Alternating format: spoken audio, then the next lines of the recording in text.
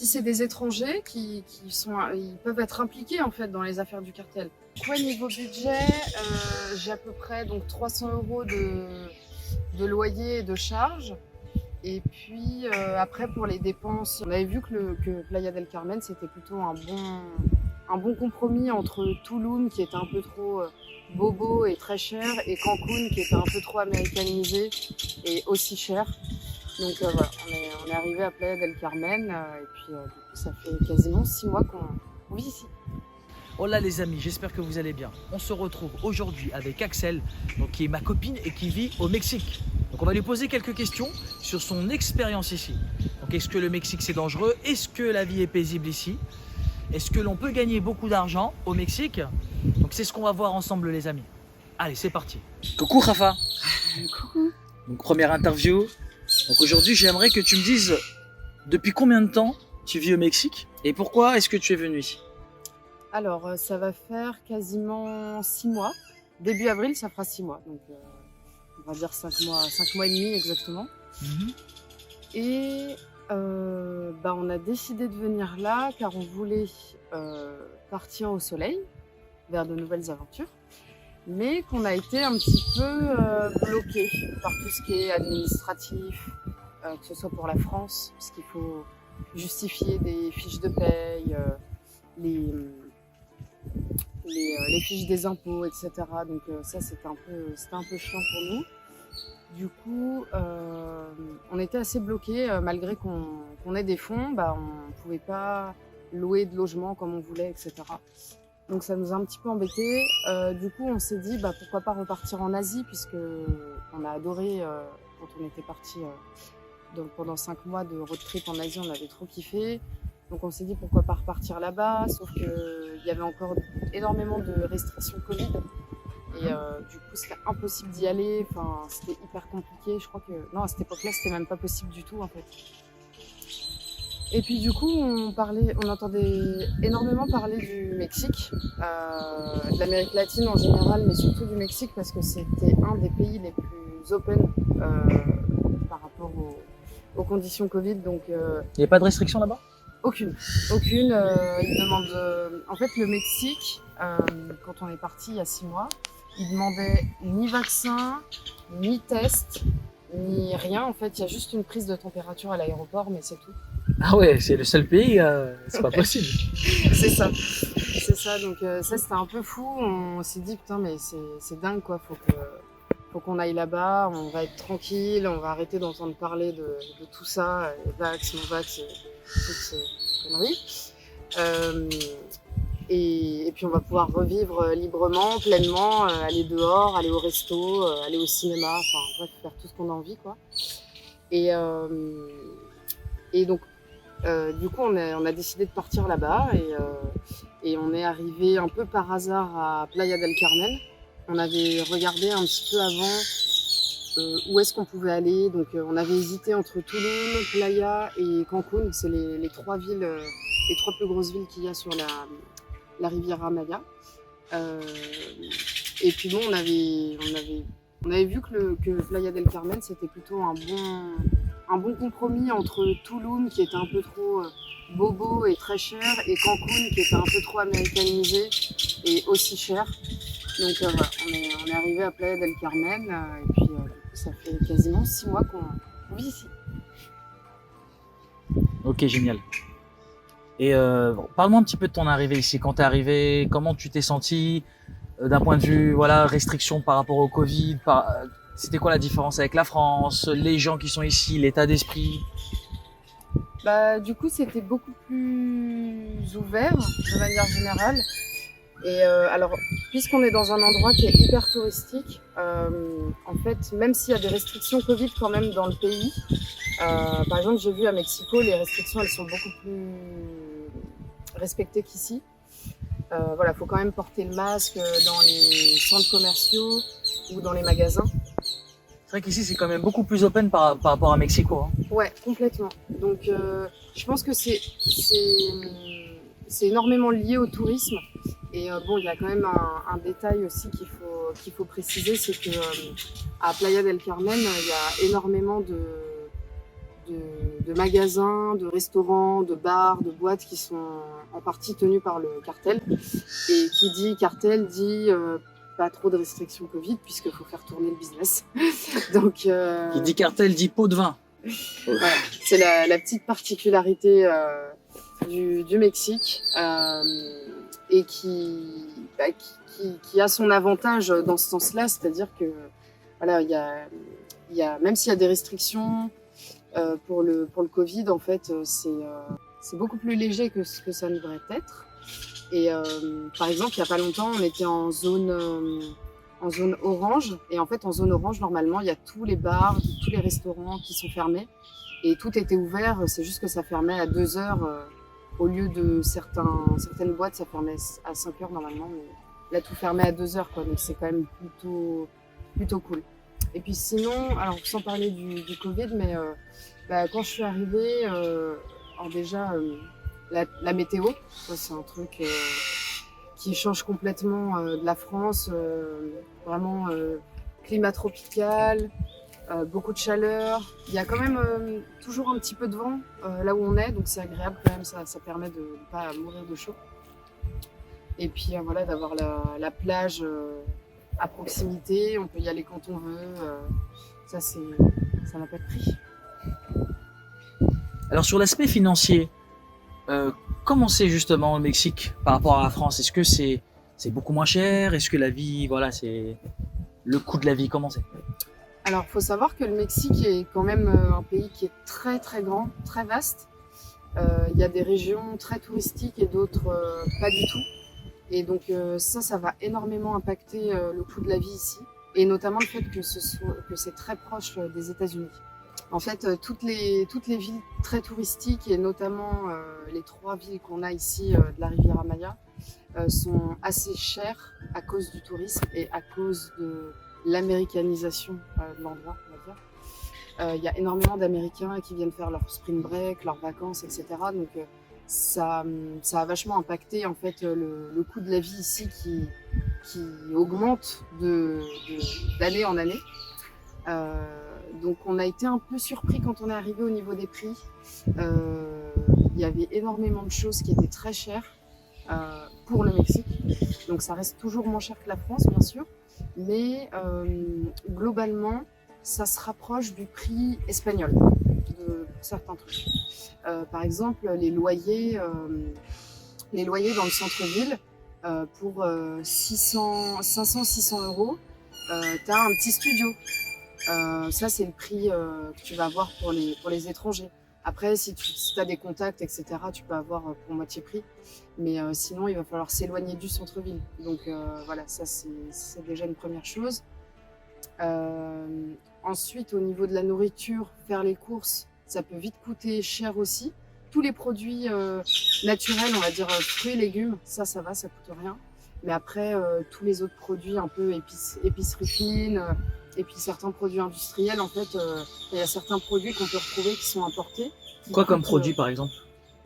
Il va y avoir des produits différents, que ce soit par exemple du beurre de cacahuète ou même des pois chiches, ou des trucs un peu standards comme ça. Il y a certaines marques en fait qui vont rien coûter, et d'autres où on va se retrouver en fait avec des produits importés qui vont être à 10 euros quoi, le pot. Donc c'est un peu abusé. Je pense qu'ils se font énormément taxer par les États-Unis, et donc je me rappelle au début quand on est arrivé, on avait voilà, sans trop regarder les prix, on avait pris un pot de beurre de cacahuète, je crois qu'il coûtait 15 balles.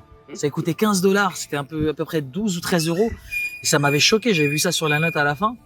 Et j'avais jamais acheté un pot de beurre de cacahuète à ce prix-là, quoi. C'est n'importe quoi. Et c'est surtout qu'en plus, les prix sont pas toujours bien affichés dans les supermarchés ici. Donc en fait, si tu prends tes produits un peu à l'aveugle, bah tu peux te retrouver avec un produit qui a coûté 10-15 euros, quoi, alors que c'est juste un petit pot d'un truc un peu insignifiant, quoi. Ouais, la compote de pommes aussi. Tu te rappelles la compote? C'est n'importe quoi. Ouais, exactement. La compote de pommes sans sucre ajouté, chez nous, on en trouve, il y en a 15 000 des pots comme ça.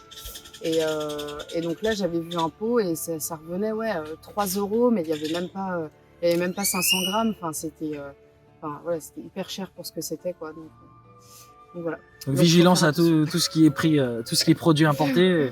il y a des scanners de code barre là dans les supermarchés. Donc je vous conseille, si vous n'avez pas le prix affiché, que vous n'êtes pas sûr, de scanner votre produit pour éviter toute mauvaise surprise. Donc à peu près, quel est ton budget mensuel pour vivre convenablement au Mexique, à Playa del Carmen? Ouais, niveau budget, j'ai à peu près donc 300 euros de loyer et de charges. Et puis après, pour les dépenses, que ce soit la nourriture ou les restaurants, les sorties, etc., on va dire que je suis à peu près à 500, 600 par mois. Donc voilà, on va dire que ça fait un grand max, grand max 1000 euros par mois à peu près. Ok. Ça va dépendre des mois, si on fait des excursions ou si on sort un petit peu plus ou si on se fait un peu plus plaisir au niveau des restos ou inversement on fait plus attention. Mais ça doit tourner entre 900 et 1000 euros par mois, je dirais. Après, j'apporte quand même une petite précision, c'est qu'on est, on s'est un peu éloigné du centre exprès pour avoir un logement plus grand, tout en gardant un loyer qui n'était pas trop excessif. Donc on a un loyer à peu près de 600 euros, toutes charges comprises. Mais on a une maison de 140 mètres carrés avec une piscine, dans une résidence privée avec une piscine, etc. Donc c'est une maison sur 3 étages et tout. Donc voilà, on a choisi le luxe, mais en étant loin du centre. Après, voilà, j'ai pas mal de potes qui ont des studios ou des T1 dans le centre et qui vont payer quasiment le même prix que nous, voire plus cher. Mais parce qu'ils vont être à 5 minutes à pied de la plage. Et voilà quoi. Et après, j'ai aussi des potes qui ont eu des super bons plans et qui ont des petits studios un peu moins modernes, mais qui vont payer 250 euros et être aussi dans le centre. Donc il y a un peu de tout, quoi. D'accord, donc à peu près 1000 euros par mois pour vivre convenablement ici, pour vivre bien, quoi, en te faisant plaisir, sans te priver non plus, quoi. Ouais, pour une personne, je pense que c'est bien. D'accord, mais pas trop proche du centre, parce que voilà, dès que tu es proche du centre, tout de suite les loyers, ça peut... Ouais. C'est vrai que les gens qui habitent, tous nos proches, nos amis qui sont au centre, ils payent quand même beaucoup plus cher, mais ils ont beaucoup plus petit. Oui, c'est ça. Ils ont des studios quoi, pour 700 euros, un truc comme ça, 700, 800 voilà, euros. Les studios, c'est entre 500 et 700 euros généralement. Et après, j'en connais aussi qui payent 1000, 1200 euros et qui ont un T1 de 50 mètres carrés. Après, ils sont dans une résidence privée assez luxueuse avec salle de sport, piscine et des services inclus, certainement le ménage ou ce genre de choses. Donc, donc voilà, après, ça dépend de ce qu'on veut, du budget et du mode de vie qu'on a aussi, quoi. Ok, nickel. Donc tout à l'heure, tu me parlais de cartel, Rafa, Axel. Tu me parlais de cartel tout à l'heure. Moi, j'ai souvent entendu dire, avant qu'on vienne ici, j'entendais, ouais, le Mexique c'est dangereux.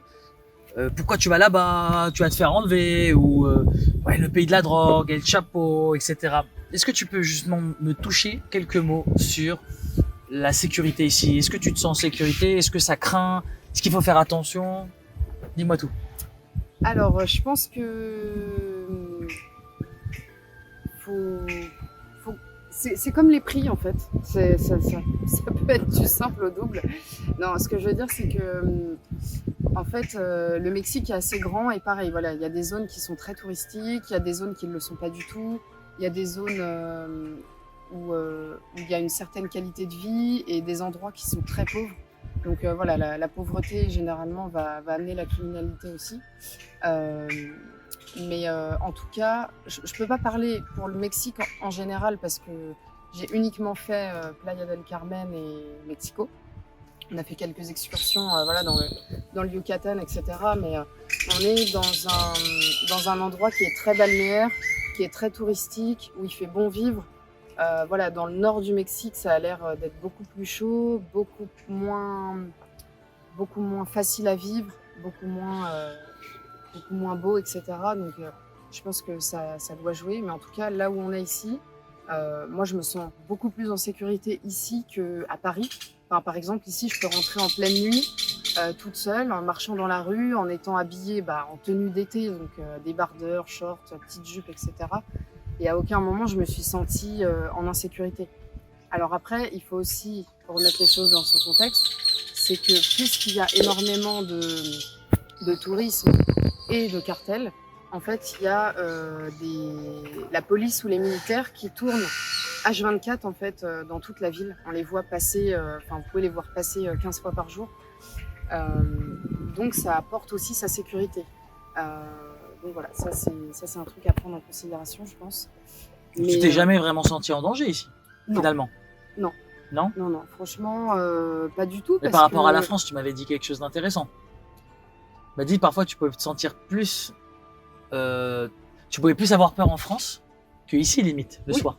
Ah oui, bah clairement, me balader toute seule dans Paris le soir, je vais avoir ce stress de tomber sur un mec louche qui va venir me taper la discute et essayer de plus, quoi. Alors qu'ici, j'ai pas du tout ça, quoi. Enfin, c'est pas du tout le même environnement ou même, enfin, la façon d'accoster aussi est pas du tout la même. Enfin, à la rigueur, le mec il va te taper la discute juste pour te taper la discute, mais il y a pas ce côté vicieux qu'il peut y avoir un peu en France ou pas d'arrière-pensée. Ouais, bah, des arrière-pensées, il y en a peut-être toujours un peu, mais disons que ça va être beaucoup moins. Comment dire ? Il va beaucoup moins y avoir ce côté un peu pervers, quoi, du mec forceur qui vient. Ouais. Le harceleur. Voilà, c'est ça. Le détraqueur. Donc pas de réel danger ici, entre guillemets, surtout là où on est, Yucatan, balnéaire, tourisme, policiers. Ouais. Après, je pense qu'il faut toujours rester un minimum vigilant. Il y a jamais de risque zéro où que ce soit. Mais en tout cas, moi, je me suis jamais sentie en insécurité. J'ai aucune copine qui a eu de problème non plus. Et bon, j'ai beaucoup de copines qui sont célibataires et tout, parce que bon, je suis souvent avec toi, donc ça joue aussi. Mais même voilà, des copines qui voyagent même toutes seules dans le Mexique, qui n'ont jamais eu de soucis. Donc après, c'est sûr qu'il y en a des enlèvements, il y a des attaques, etc. Il y a des touristes qui se font tuer par le cartel, mais alors déjà, ils se font pas volontairement tuer par le cartel. Souvent, c'est des balles perdues, donc je sais pas si c'est très rassurant, mais voilà, je veux dire, chez nous, on a aussi notre lot de psychopathes et de terroristes, etc. Par exemple, ici, ça n'existe pas les terroristes. Voilà, il y a le cartel, mais il n'y a pas de terroristes, donc bon. C'est le cartel qui terrorise. Quel est le mieux, je sais pas, mais. Après, ouais, souvent, c'est ça, c'est règlement de compte entre eux, en fait. C'est des guerres de territoire. Ouais. Chacun veut vendre ses produits, ouais, chacun a sa zone, entre guillemets, pour faire son business. Et souvent, quand il y a un problème, c'est parce que telle personne a débordé sur le territoire, sur le terrain de l'autre. Bah, ou sinon, après, tu as aussi. Si c'est des étrangers ils peuvent être impliqués en fait dans les affaires du cartel. Genre ça va être par exemple des Américains qui viennent ici et puis qui font qui trempent dans les histoires du cartel aussi, ça arrive. Et s'ils respectent pas les règles, et bah c'est une balle en pleine tête. Moi souvent j'avais vu dans les articles ici, c'était des règlements de compte à Tulum entre cartels. Ouais. Et voilà parce que il y a des balles perdues. Voilà, il y a des balles perdues et il va y avoir 2-3 touristes qui vont être touchés. Ouais. Donc souvent j'avais vu ça, c'était malheureusement c'est des dommages collatéraux. La plupart du temps c'est ça. Souvent c'est ça. Ils vont pas aller enlever un touriste comme ça, un random. Non, c'est leur gagne-pain. Ouais, c'est leur gagne-pain. Ouais. J'avais vu justement au contraire que quand il y avait ce genre d'incident, c'était mauvais pour les affaires. Parce que du coup, voilà. Ça fait une mauvaise pub, moins de touristes. Même les policiers, ils vont fermer les endroits pendant quelques jours. Va y avoir moins de passages, moins pas de fêtes, les soirées, les festivals qui vont être fermés, etc. Et du coup, forcément, les cartels vont moins prospérer. C'est ça. Donc, ok, nickel. Donc, niveau sécurité, tu te sens bien, tout va bien, tu peux. Il n'y a aucune crainte à avoir au final. Hein. Non, tu peux venir ici faut toujours rester un petit peu vigilant, mais comme partout, comme je dirais, n'importe où dans le monde en fait, parce que voilà, il y a toujours un risque potentiel de tomber sur un malade, parce qu'il y en a partout, quoi. C'est génial.